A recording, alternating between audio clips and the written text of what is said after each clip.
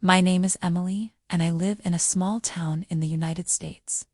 For a long time, I thought my life was okay. I had a job at a coffee shop, a cozy little apartment, and a boyfriend named James. But something was missing. Deep inside, I felt unhappy, but I didn't understand why. James and I had been together for 3 years. In the beginning, he made me feel special. He would bring me flowers and tell me how much he cared. But over time, things changed. James stopped being kind. He would criticize me for small things, like the way I cooked or the clothes I wore. Sometimes, he would ignore me for days after we had an argument. I started to feel invisible. One day, I woke up and looked at myself in the mirror. "Who am I?" I asked. I saw a tired face and sad eyes. I used to laugh all the time, but now I couldn't remember the last time I felt truly happy. That was the moment I knew something had to change.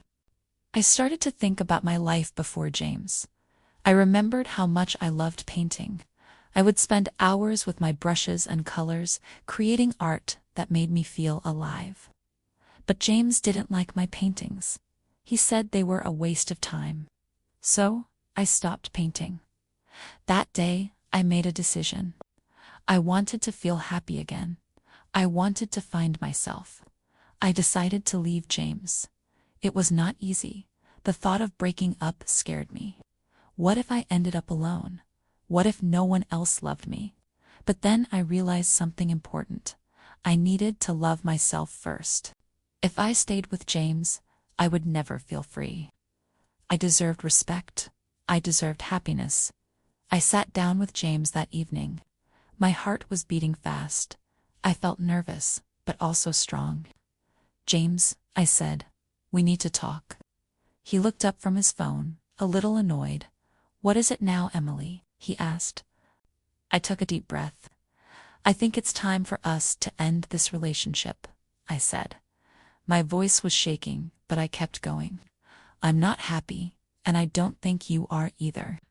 I need to focus on myself. I need to find my happiness again." James laughed. "Are you serious? You can't survive without me, Emily. You'll regret this." His words hurt, but I stayed calm. "Maybe I will," I said, "but I need to try. I need to be brave." I packed my things that night. It was hard to leave, but I felt lighter with every step.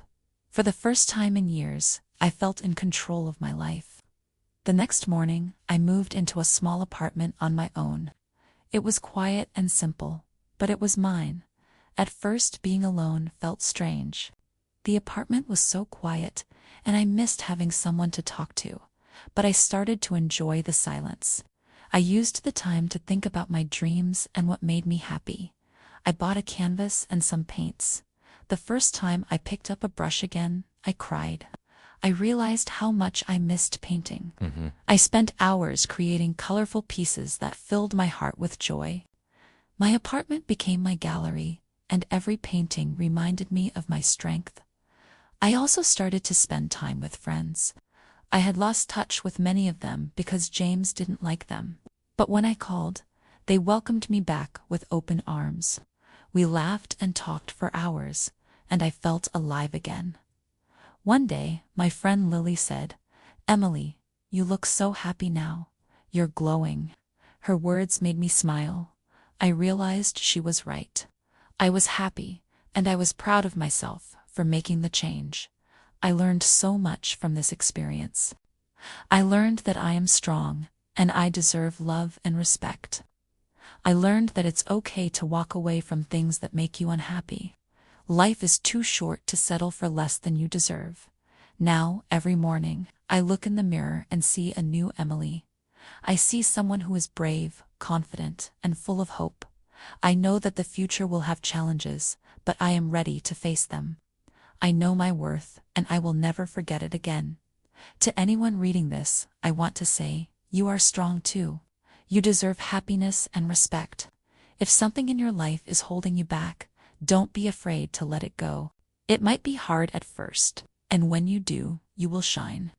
It was only a few days later when reality hit me. I woke up on a Monday morning, ready to head to work, and reached for my phone to check my bank account. My stomach sank as I stared at the screen. The balance was shockingly low. Most nothing was left. I scrolled through the list of transactions, my heart racing with each swipe. The most glaring one was the purchase of the designer shoes I had convinced myself I couldn't live without. At first, I tried to stay calm. It's fine, I told myself. I'll manage. But the more I thought about it, the clearer it became. I didn't have enough money to get through the week. Rent was due soon, and I didn't even have enough for the bus fare to get to work. A wave of panic washed over me. I sat on the edge of my bed, staring at the empty wallet in my hands. What have I done? I whispered to myself. My chest felt tight, and I struggled to breathe. This wasn't just about the shoes, it was about the choices I had made. I had ignored good advice, spent recklessly, and now I was paying the price.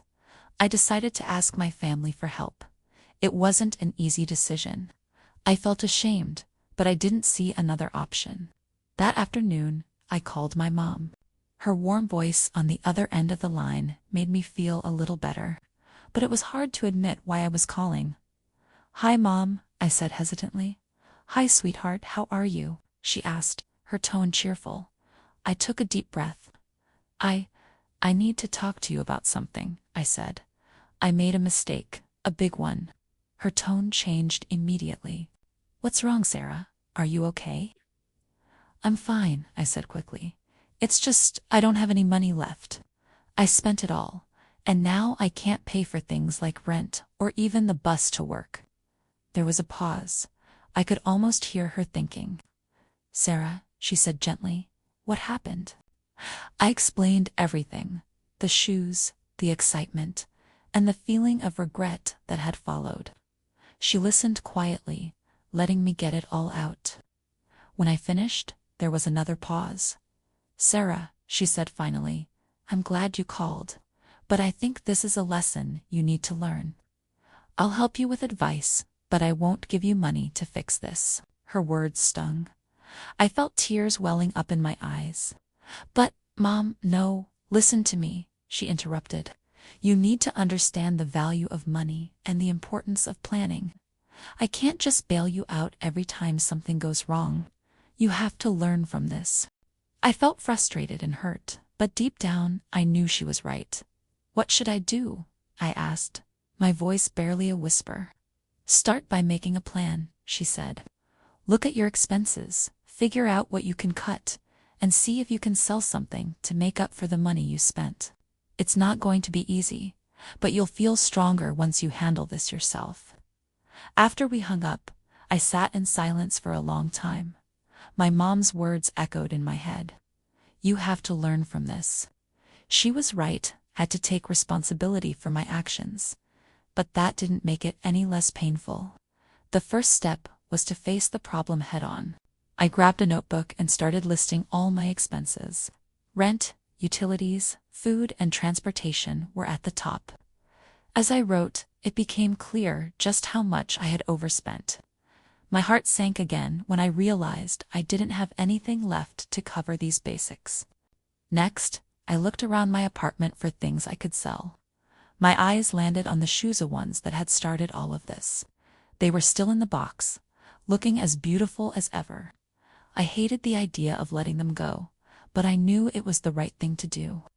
I took photos and posted them online with a heavy heart. Designer shoes, barely worn.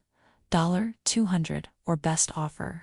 Within a few hours, the buyer was enthusiastic and agreed to meet the next day. When they handed me the cash, I felt a strange mix of relief and sadness.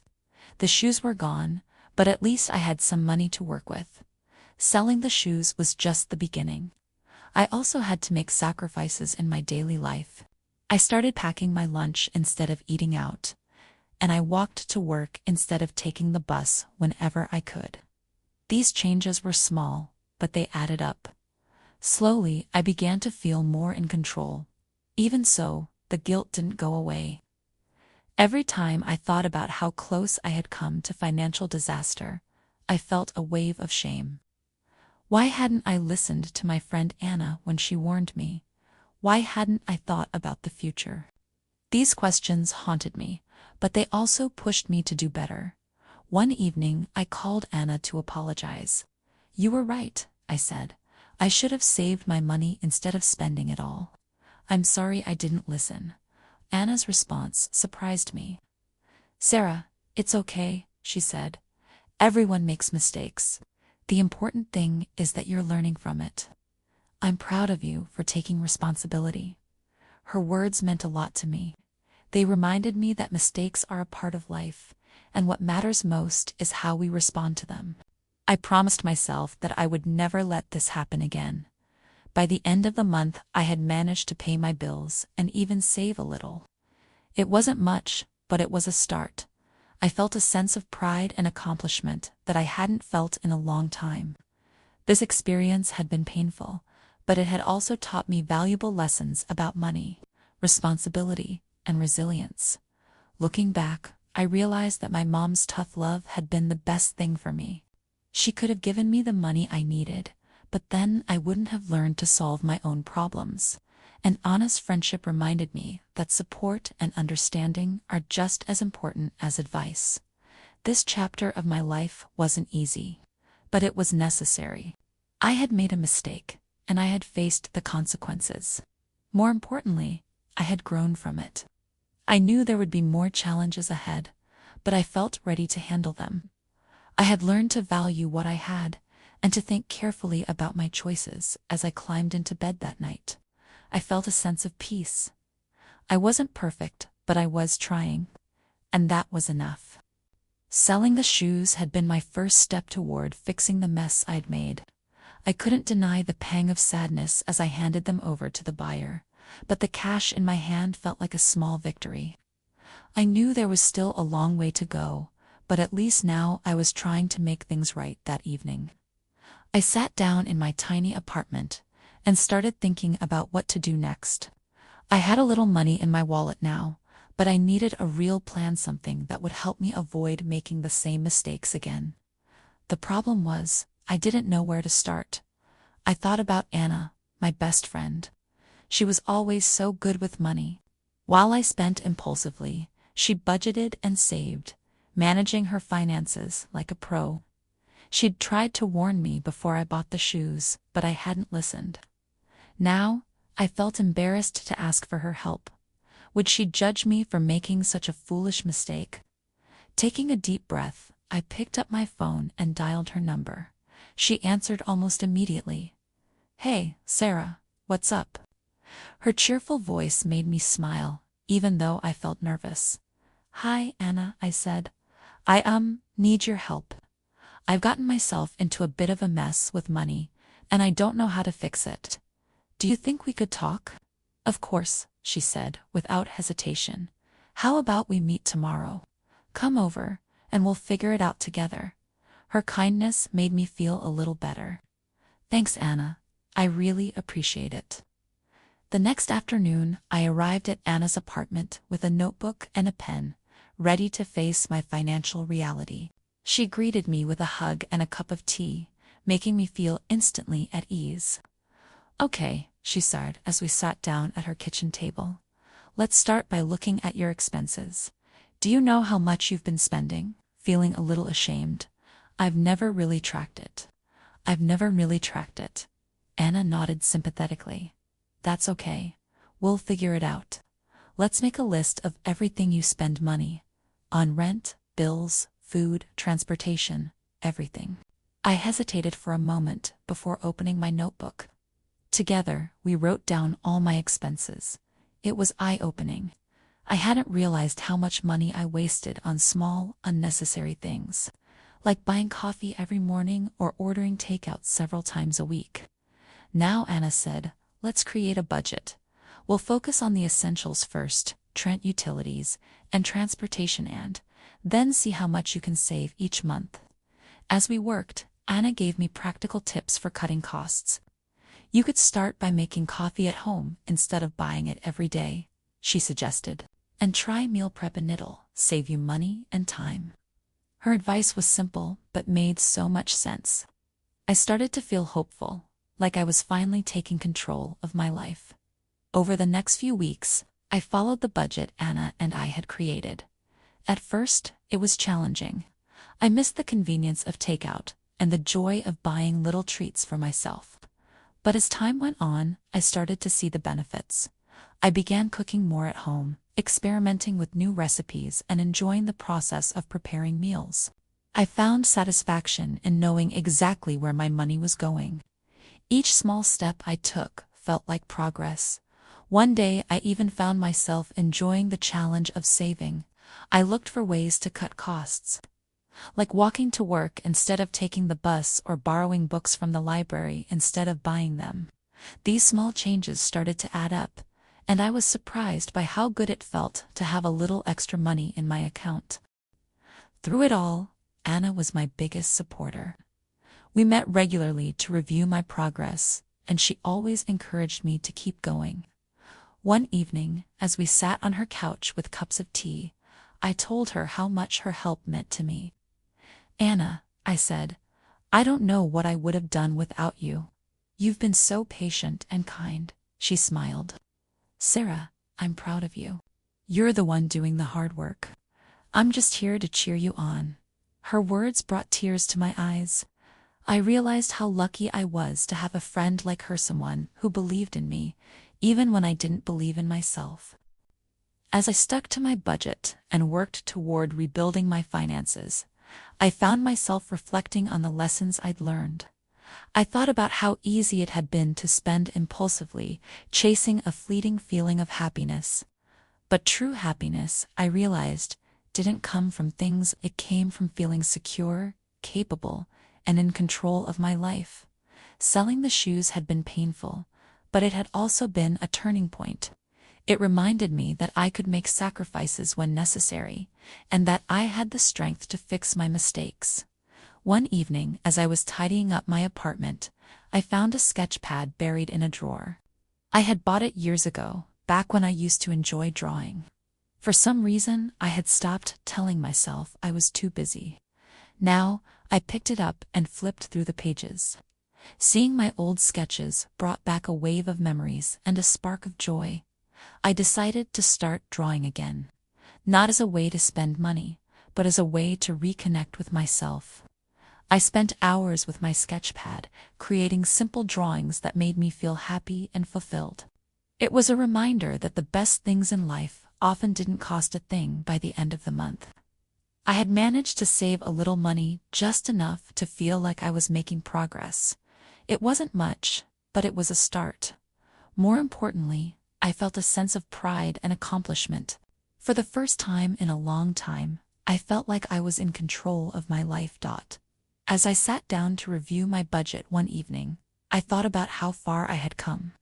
I wasn't just fixing my finances, I was rebuilding my confidence and learning to value myself. This journey had been difficult, but it had also been transformative. Looking back, I realized that my mistakes had taught me valuable lessons about responsibility, resilience, and the importance of planning for the future. I knew I still had a long way to go, but I felt ready to face whatever challenges lay ahead. That night, as I climbed into bed, I felt a deep sense of gratitude. Gratitude for Anna, for her guidance and support. Gratitude for the lessons I had learned. And most of all, gratitude for the chance to start over. I knew I wasn't perfect, and I would probably make mistakes again. But now I understood that every mistake was an opportunity to learn and grow. I was determined to keep moving forward, one step at a time. And for the first time in a long time, I felt hopeful about the future. As the weeks turned into months, I settled into my new way of living. At first, I thought saving money would feel like a restriction, like something I had to give up. But the opposite happened. The more I saved, the freer I felt. Each dollar that stayed in my bank account was like a small victory, a sign that I was in control of my life again. I began to notice how the little changes I had made were adding up. Instead of buying coffee every morning, I brewed my own at home. Instead of ordering takeout, I planned my meals and cooked in bulk. These changes not only saved me money, but also gave me a sense of accomplishment. I felt proud every time I opened my fridge and saw the meals I had prepared for the week. The first time I checked my bank account and saw the numbers growing instead of shrinking, I felt a wave of relief and pride. It wasn't a fortune, but it was mine, and it represented my hard work and discipline.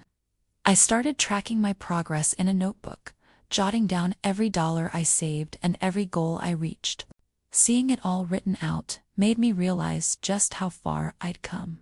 One weekend, I decided to treat myself not by buying something expensive, but by spending time on something that truly brought me joy. I grabbed my sketchpad and headed to the park. The sun was shining and the air was crisp. As I sat under a tree, sketching the people and nature around me, I felt a sense of peace I hadn't felt in years. This was a different kind of happiness. It didn't come from material things or impulsive purchases. It came from within, from knowing that I was doing something meaningful and fulfilling. I realized that the moments that mattered most in life weren't the ones tied to a price tag. The trip was everything I had hoped for and more. I visited art galleries, explored local markets, and spent time sketching in beautiful parks. It was a reminder of how far I had come, not just financially, but emotionally. As I stood on the train platform, waiting to return home, I reflected on my journey. I had made mistakes, faced challenges, and felt moments of doubt. But I had also grown, learned, and discovered a strength I didn't know I had. This chapter of my life had been difficult, but it had shaped me into the person I was, now someone who valued herself, planned for the future, and appreciated the small joys in life. To anyone who finds themselves in a similar situation, I want to say this: mistakes don't define you. What matters is how you respond to them. You are stronger than you think, and every step you take toward growth is a step worth celebrating. Life isn't about being perfect. It's about learning, growing, and finding joy in the journey. If I could turn things around, so can you. Believe in yourself and never forget your worth. With that thought, I stepped onto the train, ready to face whatever the future held. I wasn't afraid anymore. I had found a new perspective, and it had changed everything. Interactive quiz. 1. Why did Emily decide to leave James? A. He stopped being kind. B. She wanted to travel. C. She found a new boyfriend.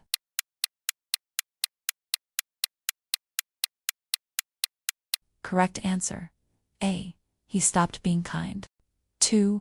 What item did Sarah sell to fix her financial problem? A. Her phone. B. Her designer shoes. C. Her couch.